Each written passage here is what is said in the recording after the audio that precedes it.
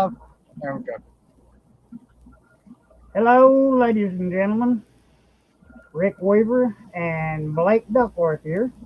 Tonight, uh, we're going to be discussing UFOs and the impact that the crash in 1947 in Roswell, New Mexico, has influenced uh, our nation as far as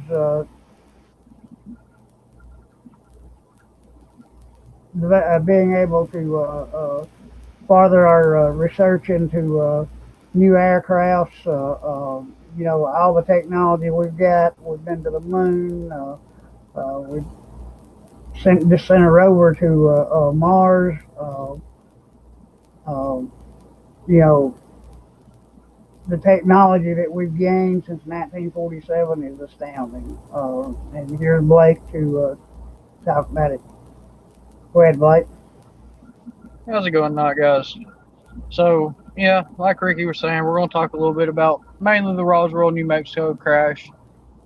Um, I know it's a pretty talked about topic, but since the Roswell, New Mexico crash, we have clearly made a leap in technology. Um, there are a lot of speculation there, but it's we've been on this earth for many years, and we have slowly changed, or not changed, but improved our technology over years. But up until the Roswell, New Mexico crash, things had progressed, but not like it has in the last 50 years. You know,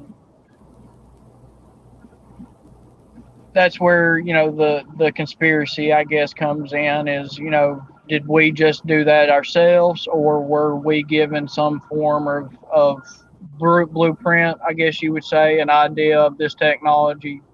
um, a lot of people believe that what we found in that crash, we reverse engineered pretty much.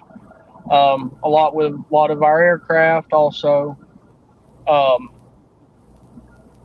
you know the way I look at it is, when that crash happened, they immediately said UFO. A few days later, come back, it's a weather balloon. All right. Well, that either says a lot about our government, that they can't tell the difference between a weather balloon, or they're hiding something. I've never really done a whole lot of research into the UFO field. But my outlook on the situation is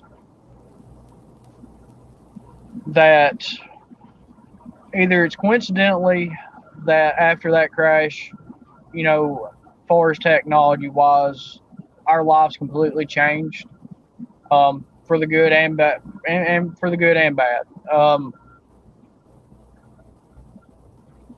What's your theory on the crash, Ricky? Well, I know according to historical records on it and actual footage that I've seen on it. Like you said, Blake, they reported one day that they had made a humongous discovery of a spacecraft that had crashed on the ranch there outside of Roswell. You know, but the next morning, the army, the government had stepped in. Um, Major Marcel, who had first reported it, by the next morning was told to take a photo shoot with a piece of wreckage from a weather balloon, and the story went from there that instead of it being a UFO crash, it was a weather balloon. And like you said, how that says a lot about our army or our government in general, or there was a major cover up. Now, And do you know? I'm not familiar. I don't know the answer to this, but when that crash happened, do you know if it was how did the reports come about? Do you know? Do you? I mean, I understand people seeing the crash and everything, but far as when it got put in the papers and when people started talking about it, was that what our government actually said, or was that just more of publicity? know what it was the rancher where the crash had happened.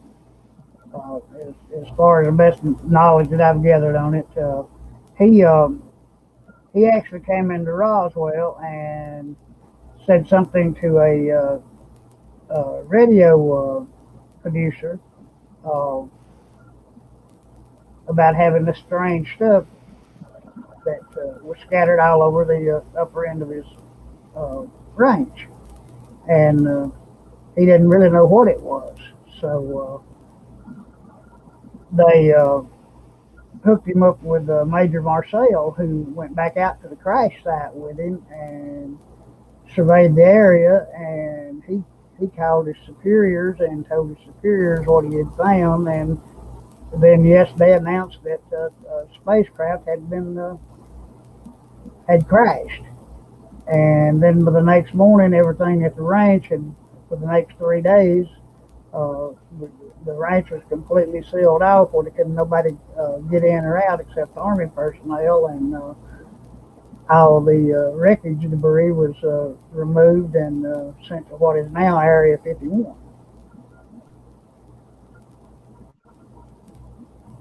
So, I mean, you read back on the story and watch movies on the story, whatever, you discover quite a lot. What happened? No, no, I do. I know that they when they come in over there. I mean, I know about the kind of what happened, but as far as stuff like that, I've never looked into.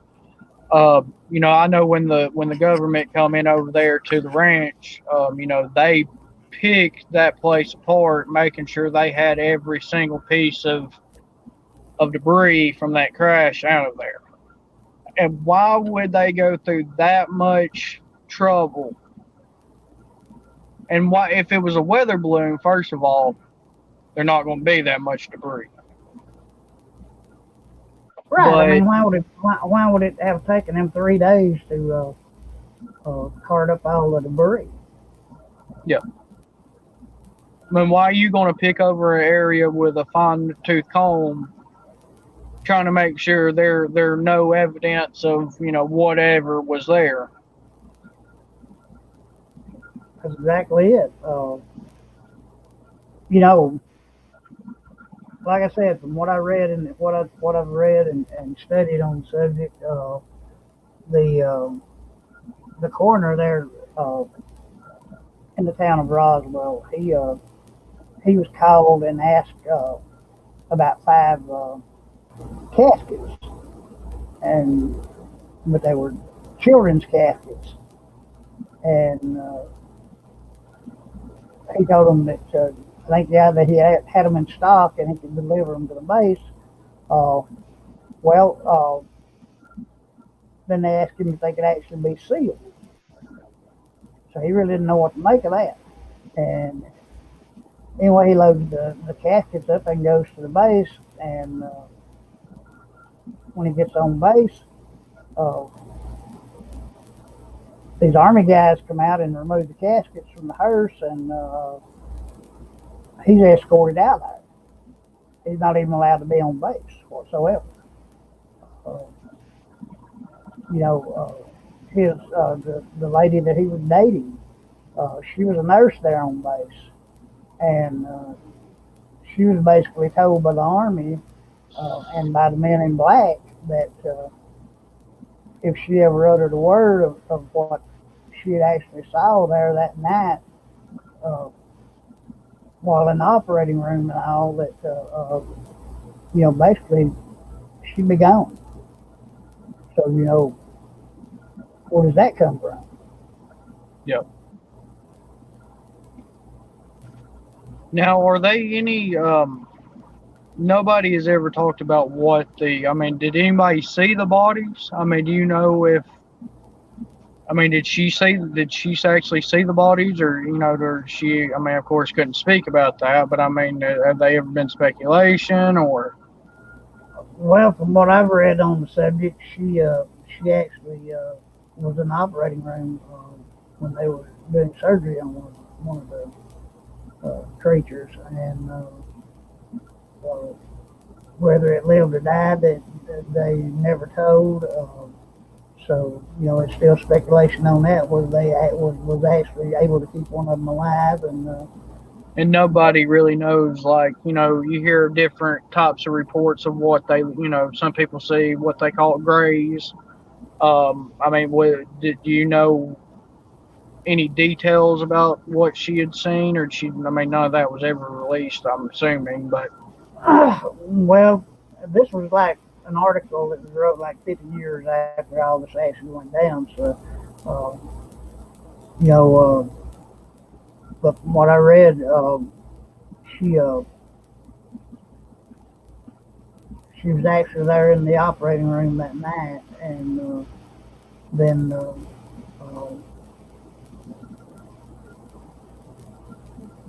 she was told what she was told, uh, and from what I could gather, she and the Undertaker, the guy that she was dating, uh, their relationship fell apart rather quickly after all this went down. Uh, to the so point, it was never really talked about what they actually looked like. no, no, not really, huh? Now, what's your theory on the whole technological, advancements in the last 50 years? I mean, like I was talking about, is it something that us as humans, we are smart, but how smart is really the question? I mean, like me and you were speaking about before the podcast, talking about diamonds, being a crystals, being a natural recorder. You know, where did we learn that from? So, I mean, what's your whole opinion on the? I mean, do you think that the technology we have now, the base of it come from that crash, or we just, come up with all our technology on our own?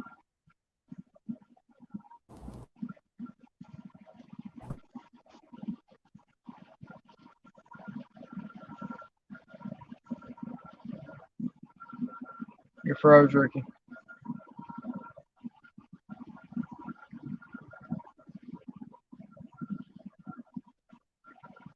All right, guys, we're having technical difficulties.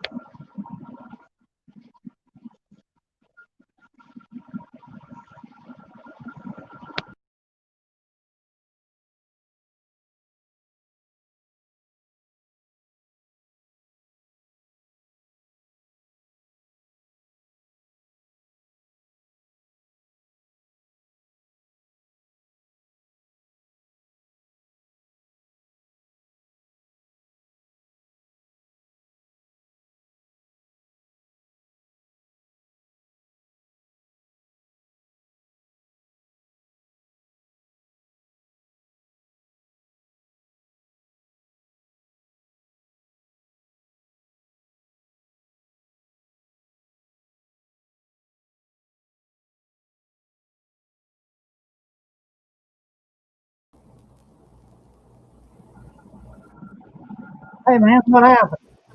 I have no clue. Sorry about that, guys.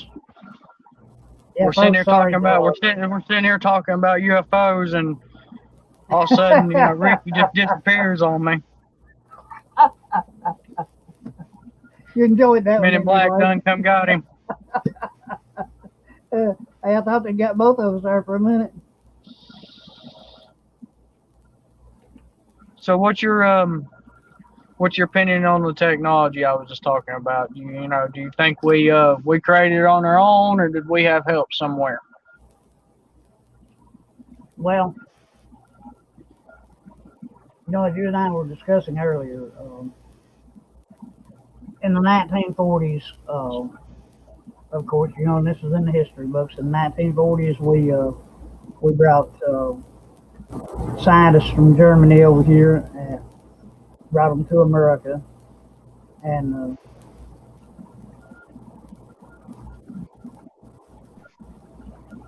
hang on, what's wrong with stone? We brought scientists to America, and we gave them access to our technology, and of course, they in turn gave us access to the technology that they had, which led to our modern day space program. However, I do feel that the crash in '47 in Roswell, I feel that it contributed a lot to the technology that we have today.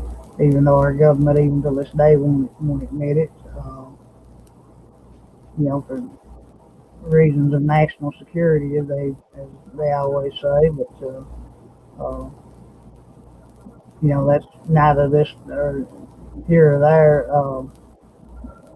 But yeah, would like to answer your question. I do believe that a lot of our advancements in technology has come directly from what Pretty was much just found at range. yeah, Go ahead. reverse engineered. Yeah,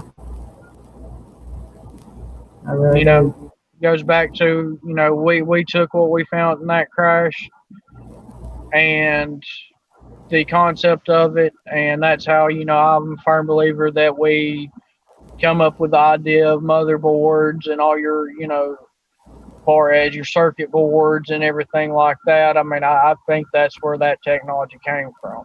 Um, this kind of going a little off topic from the Roswell crash, but UFOs in general, or shouldn't even say UFOs, just more or less has to do with extraterrestrial life. This is the way I look at it: is we've only had the technology to explore space for about 50 years. Um, just and we can only explore so much of it. Right now, at the rate we can explore space, it's non-beneficial. We'll never really learn much about it. I mean, especially in a reasonable amount of time, it will be something that takes 1,000 years. Uh, if we're possible, as little as we know about beyond our galaxy, why can't they be another civilization or another planet out there that can support life? We have I wouldn't say 100% proof, but you look at Mars. We believe that Mars at one point, that they traces of water. I mean, they things that sustain life. I mean, yes, Earth is kind of like just a perfect circumstance. That's all our world is and all our life is. It's a perfect circumstance. But they've got to be some type of life out there other than us. Is it what we necessarily going back to talking about the Greys and the little short man with big eyeballs? No, I mean it doesn't necessarily have to be that. But who to say they're not some some extraterrestrial world out there that have humans on it, just like we are. Well, What you know, my feelings on that, and my opinion,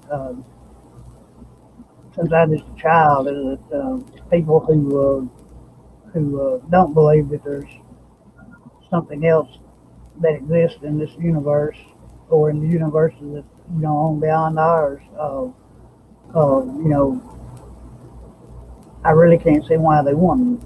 Um, I've always believed that. I've always believed that there's been some type of or some form of life other than ours out there somewhere in the galaxy.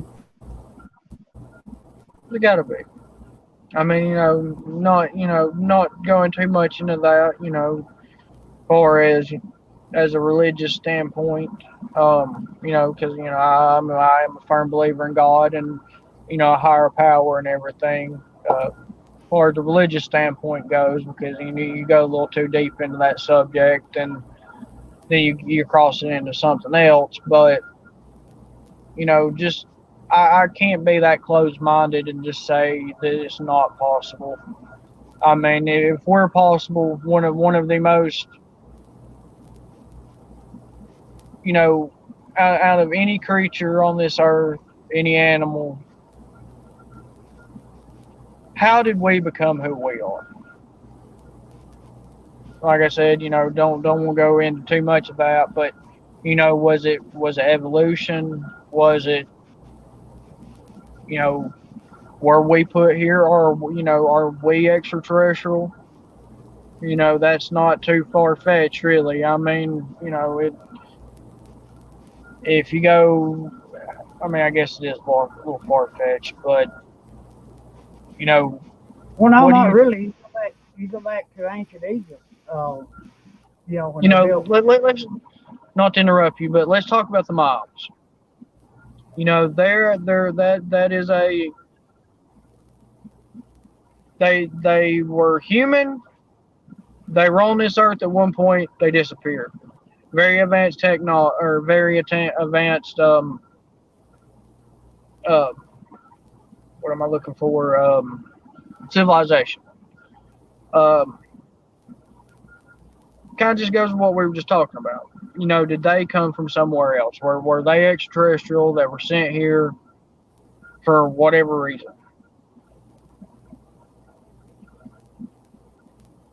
Right, I'll agree. And like I said, like I was making a point there a minute ago about the ancient Egypt and the pyramids.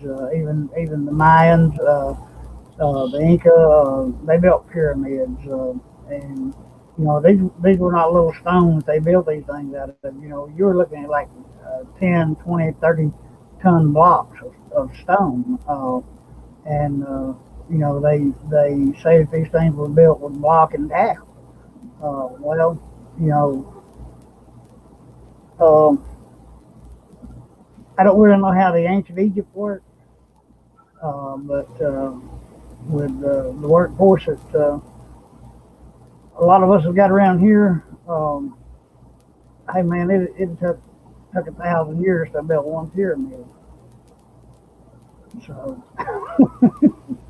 you know, Well, uh, and just like we were talking about a little while ago, talking about science has not really said for sure, but they believe that a lot of those stones and stuff were cut with lasers.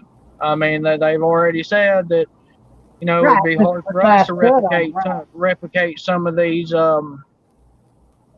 these structures with the technology we have today.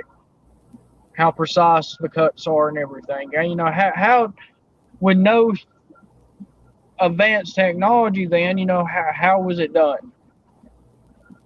Yeah, so according to what they have back in Egypt, they're supposed to have done this with a wood type saw with like a leather string attached to it. But uh,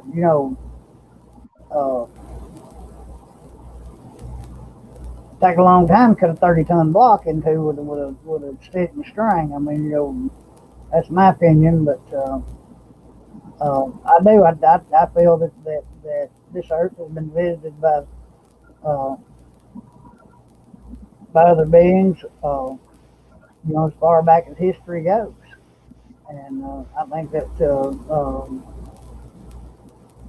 lot of technology that was shared with the human race back then was lost to history. Um, and we in the last 40, 50 years have proceeded to regain a lot of that history. Um, So do you there's, think that is forgotten technology, or what, or was it actual extraterrestrial technology that, that we received help from, like say the Mayans, or some advanced civilization then that is not, that just kind of disappeared off Earth? well, that goes back to the core of the question. Where did the old technology actually originate from? And to me, to be as advanced as what we are now in such a short time, and I'm saying from 1900 to 2020, 120 years. Uh, We've you know, made drastic leaps in technology. oh yes, very drastic. 1900 we're still running around in a horse and buggy, Yeah. and they Look how many years it took. We had till the 1900s that we were on this earth, and didn't really change much. right. I mean, we've done the Right. same things for thousands of years. I mean, just pretty much survival at that point is all life was.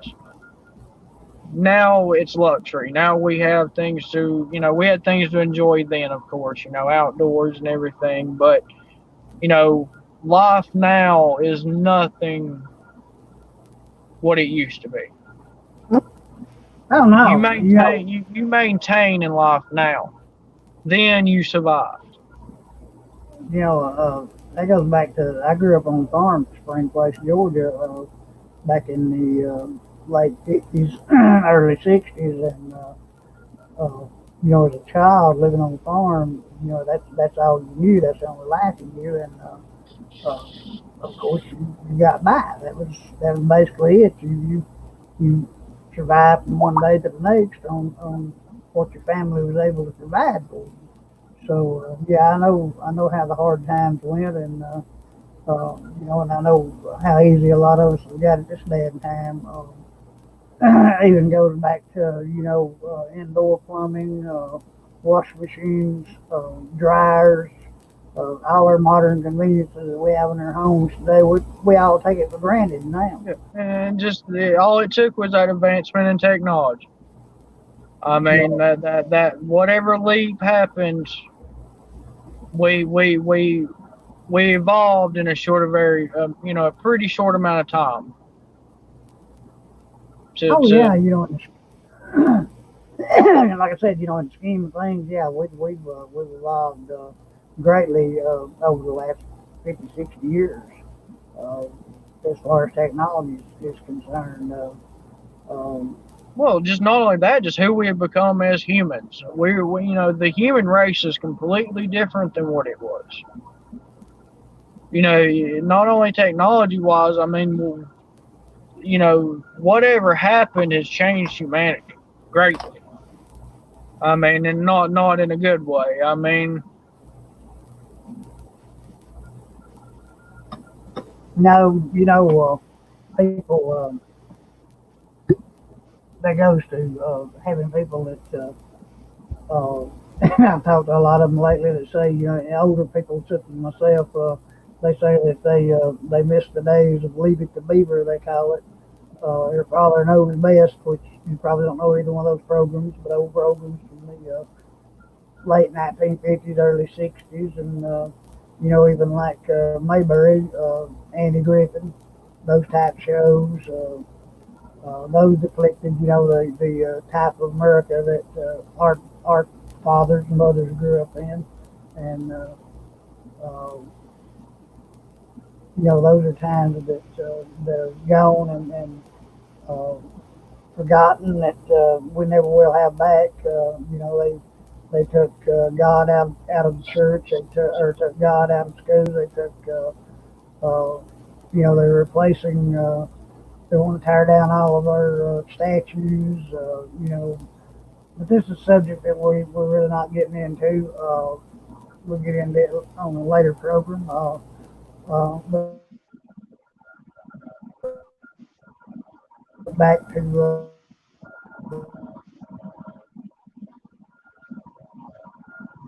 Oh, we lost Ricky again. Sorry, guys.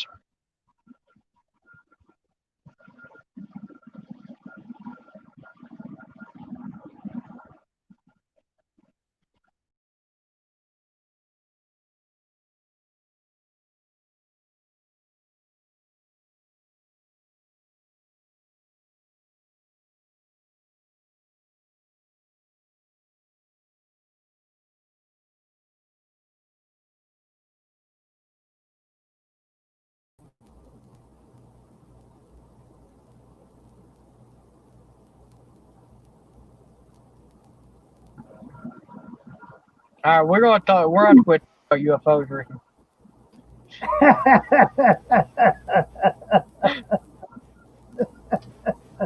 I think this will be our last subject on UFOs.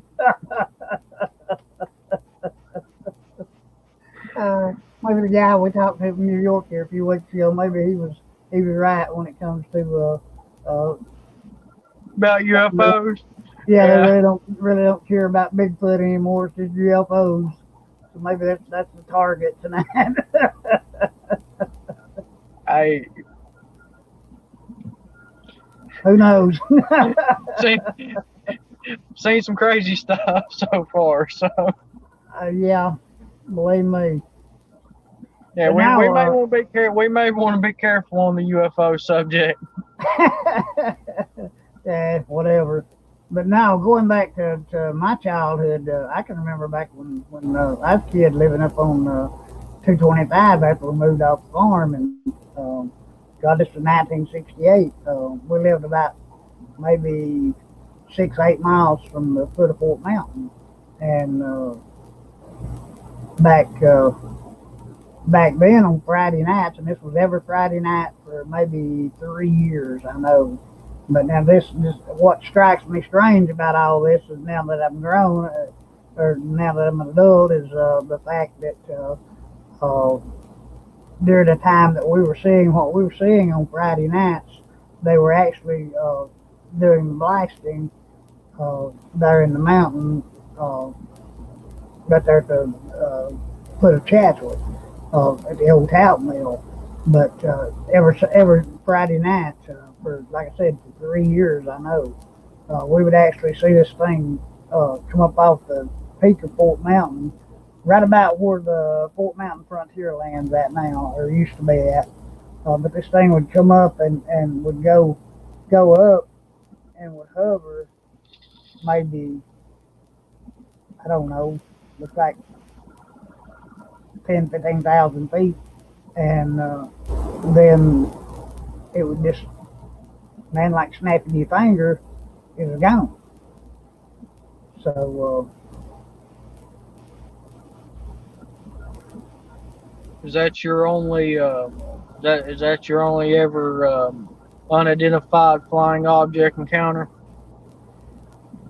no, we had one night. Me and a friend of mine, Greg Taylor, was going down to a party years ago down at Talking Rock Estates, and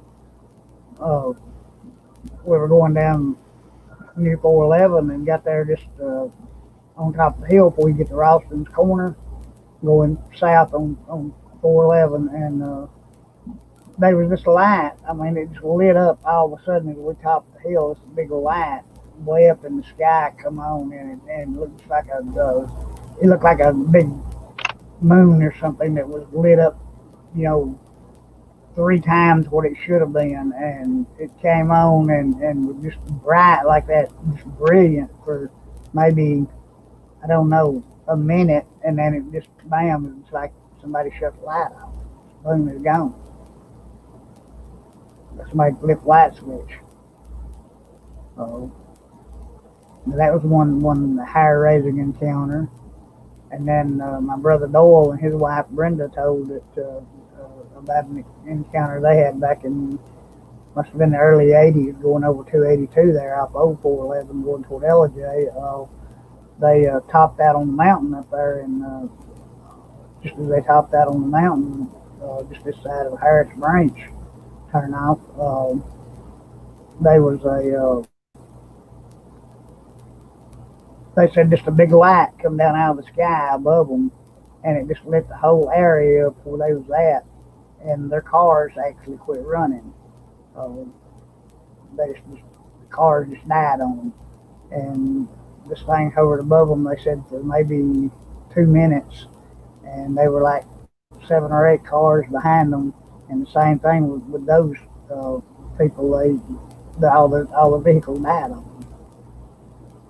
So where there was some type of electronic field, emitted from some type of spacecraft that caused all this or what, I don't know. But both of them came back to the house. They were going over to her parents, and they both ended up back at mom and dad, scared to death. And Brenda was squalling, but crying real heavily. But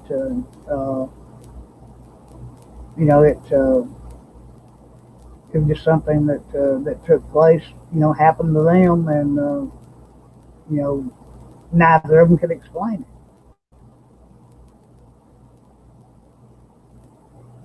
The only encounter I've ever had that I'm 100% sure if I seen something, I don't know what it was. I just tell you what happened. It was about, I don't know, it's been probably close to 10 years ago, 8 years ago, something like that. Um, Probably been about 8 years, 7 years, something like that. Anyways, it was on 4th of July. Uh, we'd went over to Swain School off 53. I had to watch the fireworks from there and what where they shoot the fireworks there at the fairgrounds. And I happened to look back because you got the mountain right there behind you. If you turn around directly behind you over to, let's see, so if you'd be over to your right if you're facing the fairground or be from to your left if you're facing the fairgrounds from Swain School. There were three lights, three red lights come up. One went up, two went up, three went up. All right. Thought it was maybe fireworks or something. Well, so they go up and then they perfectly space out. I mean, they're probably, I don't know how much in between each other, probably 100 foot, something like that.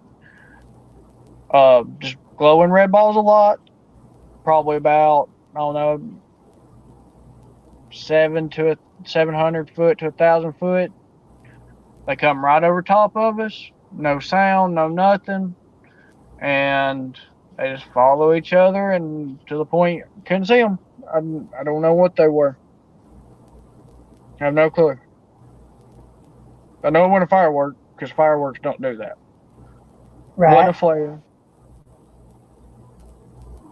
I mean, if it was I've told the story to a few people. They were like drones. As close as these things were, a drone, you can hear most drones. You can hear the propellers. Oh yeah, you're gonna hear. It was solid. So I don't know what they were. Could I see any definition to them? No.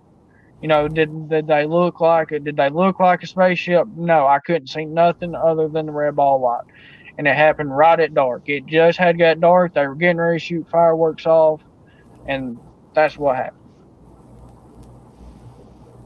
So I hear people seeing ball of lights like that and stuff like that. I don't know. Don't know what they were. We talking about Area 51, Roswell, all that area down in there. Since the 1940s, that place has been, and even for today, it's still a mecca for people to go down and try to see some type of UFO activity. Uh, you see programs on YouTube all the time where there's people that's camped out down there for days and days, just hoping just to get a glimpse of something. Uh, but not just there. I mean, there's places all over this country that they've done a lot of UFO activity, and and people, of course, are drawn to areas like that, hoping to be able to see one of these things. That goes back to A lot of people don't realize it, but where we're at, North Georgia, there are a lot of UFO sightings in the area up here. Oh yeah, yeah. I think a lot of that is due to Dobbins Air Force Base that we have in Atlanta. I think that has a lot to do with the UFO activity that we have in this part of the state. I remember being a kid and my Aunt Sue talking um, about supposed people seeing UFOs in Dalton.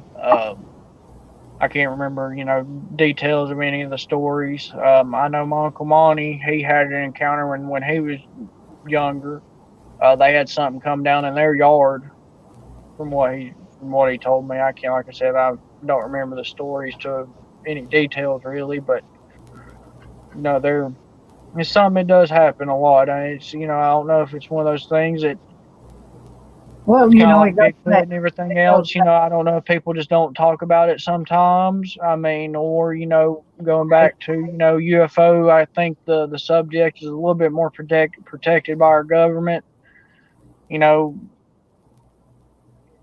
are a Well, lot of these people it all hushed or as far as people reporting it, it does. It goes back to the deal that you know they're actually afraid to. A lot of them are because of what they've heard about the government and what they do to people that report things like this.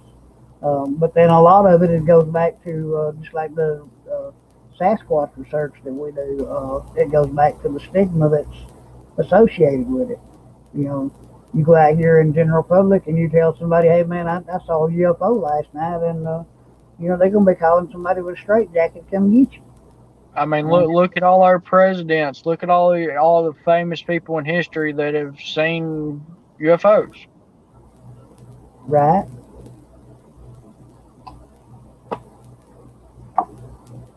sorry about And that. if you go back to going back to talking about Egypt and other places in the world, look at some hieroglyphics. I mean, they are what is pictured to be planes and extraterrestrial carvings. I mean, things that look like UFOs, and it. How long have we been being visited? That goes back to what I said earlier. Are we the actual extraterrestrial? Well, that goes back to even as far back as the ancient Greeks in their paintings, especially depicted, the birth of Christ, the death of Christ. A lot of those paintings, if you'll notice, will actually have what looks to be some type of airship, uh, you know, painted in those paintings.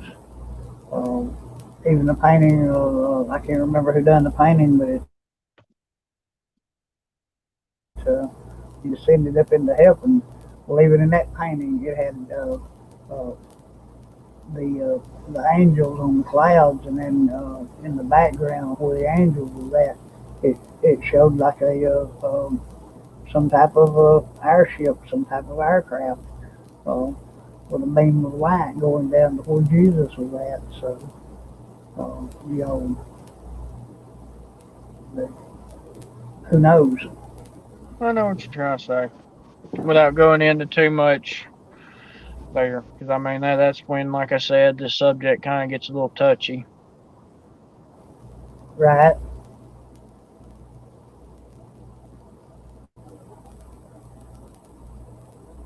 Anything you want to talk about, Ricky?